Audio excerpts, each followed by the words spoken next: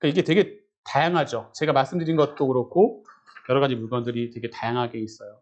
근데 뭐 또 이것도 좀 어려울 수도 있어요. 난 상가 너무 복잡해, 어려워. 좀 쉬운 거 해주면 안 돼요? 아까처럼 좀 쉬운 거 좀 해주세요 하면, 그래서 그런 분들을 위해서 간단하게 제가 빌라 같은 것도, 빌라도 한번 말씀 한번 드릴게요. 제가 잡은 물건들 중에서 또 여기도 저희 이제 회원분이 같이 연결되어 있는 것도 있고요. 또 실전반에 같이 낙찰 받으신 것도 있어요. 그 중에 일부 물건을 보여드리면 제가 잡고 같이 한 것도 있고, 여기 물건 번호 2번. 화곡동에 있는 빌라입니다. 더하우스라고 해서 여기 나와 있는 몇 개의 물건 중에 저희가 3개 잡았어요. 201호, 뭐 302호 이렇게 몇 개 나와 있고, 건물도 깨끗하고 잘 되어 있습니다. 한 4개, 5개가 나왔는데, 화곡역 쪽에서 이렇게, 화곡역이 원래는 되게 거기도 언덕백이고, 사실 화곡역 하면 기본 좀 언덕이 올라가줘야 화곡역입니다. 근데 화곡동인데 여기는 평지에 속한 곳이고, 나쁘지 않은 곳이라 같이 진행을 했고요. 건물도 깨끗하고 관리가 잘 돼 있었어요. 주차장도 그렇고. 근데 이렇게 이쪽 라인으로 나와 있고 이렇게 돼 있었는데, 단점은 이게 건물들 새로 지으면서 보통 이렇게 위에 올리면 그 일조권 때문에 깎이는 것들이 있죠. 그런 데를 좀 불법으로 증축을 나중에 많이 해요. 허가받고. 근데 그게 요새는 다 걸려요. 안 걸리지 않고 거의 다 걸립니다. 그래서 불법 건축물로 되는데, 이게 사실 좀 문제가 있는 건 제 개인적으로는 좀 문제가 있다고 보는 게, 처음부터 불법 건축물로 하면 좋은데 이렇게 경매가 되고 뭐가 되고 나서 나중에 관공서들이 뒤늦게 이제 주인이 바뀌면 불법 건축물 등재해버려요. 사실 조금 불합리한 것 같아요. 그러지 말고 진작부터 해놨으면 그걸 감안해서 또 입찰을 적게 싸게 사들고 하면 되는데, 이것도 하나의 케이스가 좀 그런 게 있어서 조금 억울한 부분이 있는데, 원칙적으로는 불법 건축물이 하면 할 말은 없지만 저희 경매할 땐 그런 자유가 없었으니까 사실 좀 불합리하잖아요. 그런 좀 아쉬움들이 있습니다. 그래서 이런 것도 한 1억 5,100에 잡았죠. 1억 5,200에 잡았는데, 1억 2천 잡았는데, 그냥 이런 건 그냥 쉽게 빨리 내보자면 그 법인으로 잡아서 저희가 잡았고요. 법인으로 잡아서 전세로 2억 1천에 놨어요. 임대로. 이렇게 단기적으로 할 수 있는 것들도 이런 것도 충분히 있다는 걸 말씀드리려고 그래요. 내가 낙찰받아서 한 이 정도 받고 대출을 받던, 개인이면 대출을 뭐 하나씩 받고 갈 수 있어요. 처음 시작하는 분은 이렇게 시작해도 되고요. 아까 광주 삼동도 아까 잠깐 말씀드리다 빠뜨렸는데, 1억에 낙찰받아서 1억에 그 신탁으로 매수를 해서 80% 대출, 8천만 원 대출 받았어요. 그러니까 내 돈 2천만 원과 등기비와 수리비 조금 들어간 거예요. 근데 1억 4,500 받는단 말이에요. 그러니까 실투자비는 얼마 안 들어가고 돈을 회수했다는 얘기가 되죠. 그러니까 큰 돈 아닌 게 가능하다는 걸 계속 말씀드리려고 하는 겁니다. 이것도 개인이 그냥 첫 대출 받는다 하면 1억 5,100에 대출 많이 받을 수 있어요. 뭐 80% 정도까지 제가 봤을 때 큰 문제 없을 거라고 하면, 뭐 1억 한 2, 3천 받아서 내 돈 큰 돈 안 들이고 했다가 전세 2억 1천 놓으면 내가 들어간 돈 다 회수하고도 꽤 많은 돈이 남죠. 오히려 재투자금이 생기는 게 되는 거예요. 이런 물건들을 계속 할 수 있다는 거를 말씀드리고 싶어서 지금 그러는 거고, 또 비슷하게 화곡동에 똑같은 같은 물건이긴 한데요. 저희가 잡은 물건만 그냥 말씀을 드리는 게 맞으니까 더 있겠지만, 빌라 같은 거, 나는 상가는 너무 어려우니까 좀 작은 빌라부터 시작할래 이러시면, 근데 사실 지금 타이밍이 조금 지났다고 제가 말씀드려요. 이건 특수한 물건인가였던 게, 아까 말씀드린 것처럼 이 나쁜 임대인들이 있죠. 화곡동에 그 전세 사기 나오고 했던 게 이 물건들이에요. 지금 이 물건들입니다. 전세 사기, 진모 씨, 이모 씨, 나쁜 사람들 몇 명 있어요. 이런 사람들이 500지, 600자 갖고 있다가 지금 막상 아무것도 없고 전세 끼고 그냥 명의만 하고 이렇게 수수료 받고 이렇게 하는 좀 사람들, 책임지지도 않고, 더 나쁜 사람들은 그 진모 씨 정말 나쁜 사람인데 그래서 이름도 아는 이름까지는 언급하기 위해서 경매 넘어간 거를 가스처럼 다른 사람들 불법으로 또 임대주고 거기서 또 월세 받아먹고, 정말 나쁜 사람이에요. 법적으로 처벌도 좀 받아야 된다고 생각해서 지금 하고 있는 걸로 알고 있는데, 좀 그랬으면 좋겠어요. 그런 사람들 처벌 받아야 된다고 생각하고요. 그래서 경매 넘어가는 거에 전세금을 못 빼주니까 어떻게 되죠? 주택보증공사라는 거에서 보증보험으로 다 빼줬어요. 근데 문제는 낙찰가가 그 가격이 안 되는 거죠. 이런 게 지금 보면 감정가 1억 8천 이런 것들이, 전세가 여기 나와 있었나 보면 이렇게 1억 7천 이렇게 나왔었단 말이에요, 전세가. 근데 1억 7천을 주택도시보증공사에서 1억 7천 해줬는데 안 나가는 거예요. 그러니까 돈 안 빼주니까 보증보험으로 먼저 1억 7천을 다 물어주고 세입자 나갔죠. 그럼 결국 뭐야? 주택도시보증공사가 1억 7천을 물어줬다는 얘기는 무슨, 우리 세금 1억 7천이 여기에 다 들어간 거예요, 사실. 정부 그거거든요. 그러니까 1억 7천이 들어갔으니까 이런 사람들 물건이 계속 터지면 무슨 얘기냐? 우리 세금, 아까운 세금이 사실 관련 없는 게 아니고 우리 아까운 세금이 다 여기 들어갔다.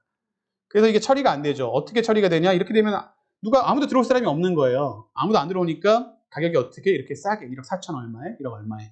그나마 그것도 이걸 인수 조건이 되면 사람들이 안 들어와서 낙찰이 계속 안 되니까 여기 처음으로 한 겁니다. 주택도시공사에서 처음으로 특별 매각 조건이라는 걸 걸어서 임차인 및 주택도시보증공사에서 배당금이 임차 보증금 반환 채권에 원래는 우선순위가 있는 곳이니까 얘네가 받지 못할 경우는 인수해야 되는데 그걸 포기하겠다 했기 때문에 이 경매가 이루어진 거예요. 안 그랬으면 계속 떨어지고 처리가 안 되죠. 그럼 어리석은 짓이죠. 그래서 사실 제가 이걸 보면서 속으로 이거 참 어리석다. 이런 걸 처리를 해야지. 채권을 매각하든가 해야지. 빨리 끝나는데 이렇게 하면 결국 세금 낭비만 하네 했더니 혹시 알아들었는지 이렇게 해서 처리를 했더라고요. 그래서 그나마 이렇게 매각이 됐어요. 그래서 이 물건들이 신축 빌라는 여기도 비싸거든요. 감적 생각보다 비싸요. 한 2, 3억, 뭐 새로 짓는 건 4억 막 이렇게 여기도 화곡동이라도 그렇게 갑니다. 전용 면적이 채 8평밖에 안 되는데도 그래요. 화장실 뭐 방 하나, 화장실 하나나 방 2개, 화장실 하나 정도밖에 안 되는 수준인데도 불구하고 이런 물건들을 이렇게 잡아요. 그래서 이런 물건을 지금 그 매매랑 전세로 2억 1천에서 왔다 갔다 하는 금액에 지금 얘기를 하고 있어요. 뭐 전세나 매매가랑 큰 차이는 없습니다. 대신 이런 지역 자체가. 그리고 또 이제 하도 이런 게 많이 터지다 보니까 좀 겁을 내요. 보증보험이 되느냐 안 되느냐 이런 건 있는데 뭐 법인이 사실은 여기서 들으신 분들 좀 법인이라고 무조건 문제 있는 게 아니에요. 오히려 법인이 다 깨끗하기도 합니다. 법인에서 사실 걱정하시는 건 법인하고는 낯설어서 생소해서 싫어하시는데 법인이 무조건 나쁘는 게 아니거든요. 여기 경매에 계시는 분이라도 좀 아시라고요. 법인이면 무조건 나쁜 게 아니라 법인이 문제가 될 수 있는 건 법인이 세금을 체납하거나 법인이 그 직원이 많아서 그분들의 경매가 됐을 때 그 세금 임금이나 이런 걸 우선 배당되다 보니까 안 좋은 거예요. 모르고 막연하게 나쁘다고 생각하는 게 제일 어려운 거고 안 좋은 겁니다. 그런 게 근데 케이스가 별로 드물고 특히 저희처럼 투자하는 1인 법인들로 만드는 분들은 그럴 수가 없어요. 직원이 없으니까. 1인 법인이니까 직원이 없어요. 세금 체납도 하면 곧바로 특별같이 문제가 되기 때문에 일을 못해요. 영위를 못해요. 그러니까 사실은 오히려 제일 깨끗할 수 있는 게 법인인데 조금 좀 잘못된 불합리한 것들이 좀 있다고 봐요. 제가 봤을 때. 하여튼 뭐 그런 것도 있습니다.